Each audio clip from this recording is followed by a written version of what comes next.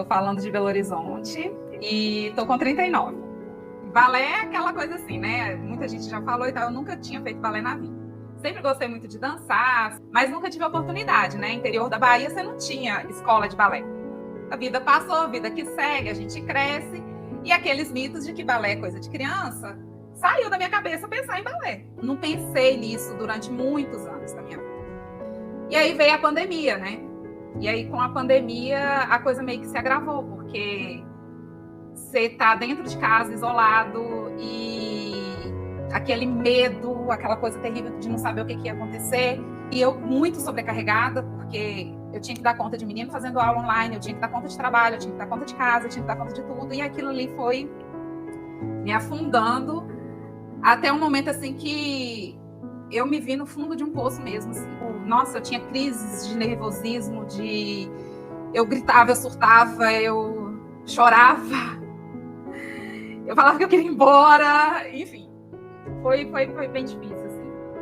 A minha irmã, numa conversa, virou para mim e falou assim, olha, você tá no processo depressivo, fica esperta, vai no médico. Toda vez que alguém falava para mim, o que você gosta de fazer?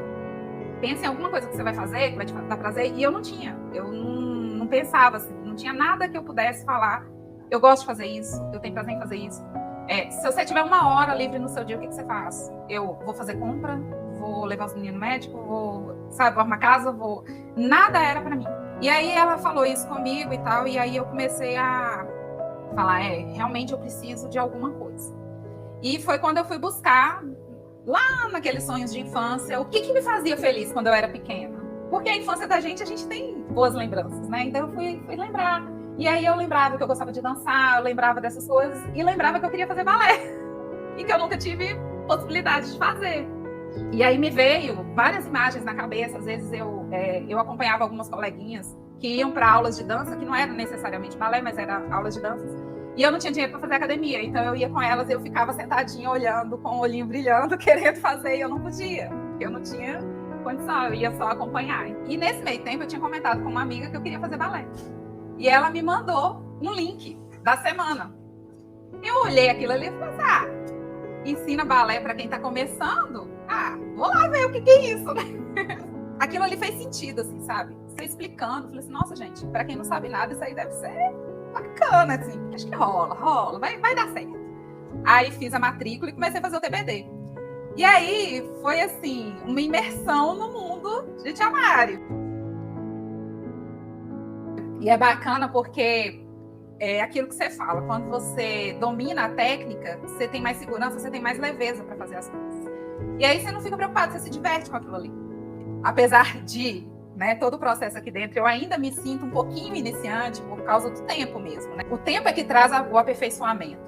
Então, assim, quando eu chego lá e aí eu consigo fazer os passos com tranquilidade, eu consigo pensar em tudo que você fala, assim, sabe? De postura, de forças. E aí eu não fico tão preocupada com sequência, e eu consigo pensar melhor nos movimentos. E aí eu vou treinando aquilo que eu aprendi de uma forma mais tranquila, assim, sabe? E isso para mim está sendo muito bom. Porque eu aperfeiçoando lá, eu vou criando mais segurança para vir para cá, para encarar novos desafios e por aí a gente vai. Eu falo, Mari, muito que o TBD não foi só o balé, foi realmente uma mudança de mentalidade, de me enxergar. Eu acho que o trabalho que você faz, não só a questão da técnica, mas principalmente daqui, ó. E isso fez uma mudança não só na dança ou numa atividade física e tudo, mas na minha vida.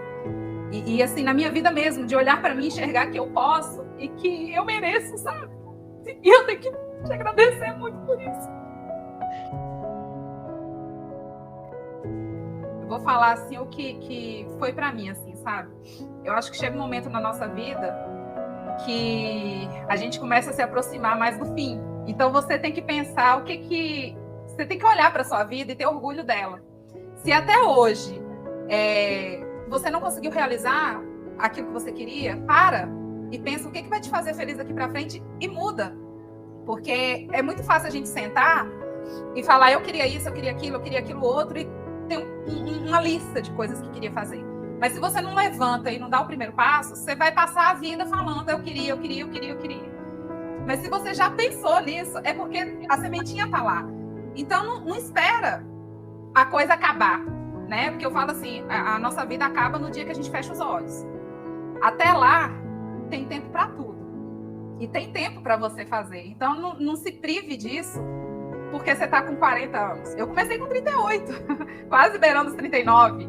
E estou aqui. E estou sonhando, e estou pensando nos próximos 20 anos, o que vai ser. Eu olho a Zezé, eu falo assim, cara, quando eu chegar com 70, eu vou estar com 30 anos de balé. E aí eu falo assim, uhul, eu vou estar bombando, sabe?